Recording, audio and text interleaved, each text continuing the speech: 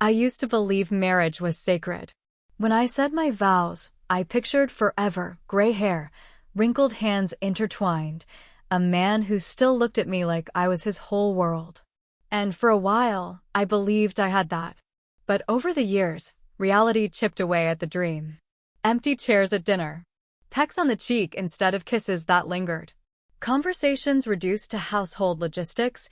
Did you pay the electric bill? Don't forget to take out the trash. The warmth faded slowly, like breath on glass. My husband became more of a shadow than a partner, moving through our home with quiet indifference, always half somewhere else. Always at the office.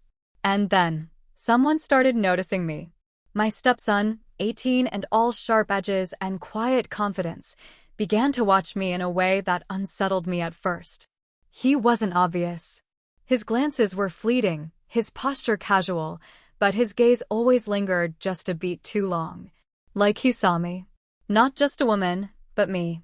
I told myself it was nothing. Just my imagination, starved for attention. But something changed. The air between us grew thick. A casual brush of his hand on my lower back when reaching for a glass. A smirk when I caught him watching. The way his shirt would ride up when he stretched in the living room, revealing toned skin that made it hard to look away and impossible to forget. I should have walked away. I didn't. The night everything changed, my husband, as usual, was at the office. I stood in the kitchen, furiously scrubbing a wine stain from the counter, pretending that if I just rubbed hard enough, I could clean away the emptiness I felt. I heard the shower cut off down the hall. Minutes later, he appeared in the doorway. His hair was damp, curling at his temples. A towel slung low on his hips. Water traced the lines of his collarbone like it had memorized him. "You're still up," he said, not a question. Just an observation. "Couldn't sleep," I replied, trying to ignore the way my pulse quickened. He stepped closer. I caught the scent of his soap, woodsy, expensive, and suddenly all I could breathe in.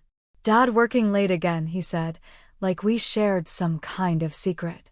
When his fingers brushed mine to take the sponge from my hand, I didn't move. "Let me help," he murmured. He reached past me, chest pressing softly against my back. I froze. My breath hitched. The faucet roared in the silence, masking the softest sound, a kiss, pressed gently to the back of my neck.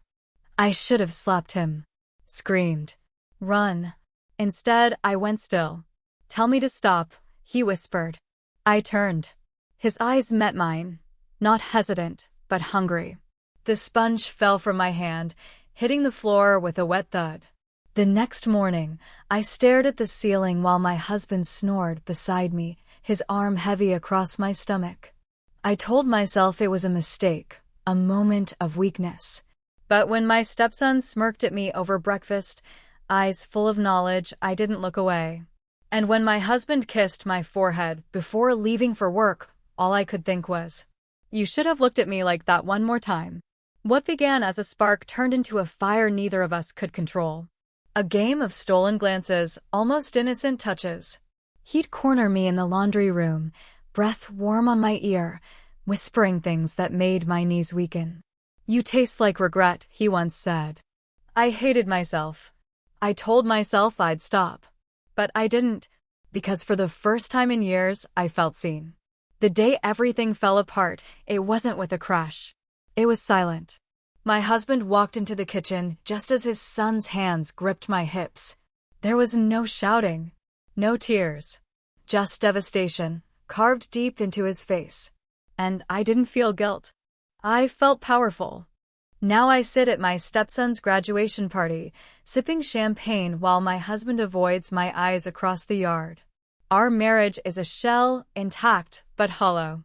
Across the lawn, my stepson raises a toast to his friends. When our gazes lock, he smirks, licking his lips just for me. And I smile, because some lines, once crossed, can never be uncrossed. And I don't want them to be.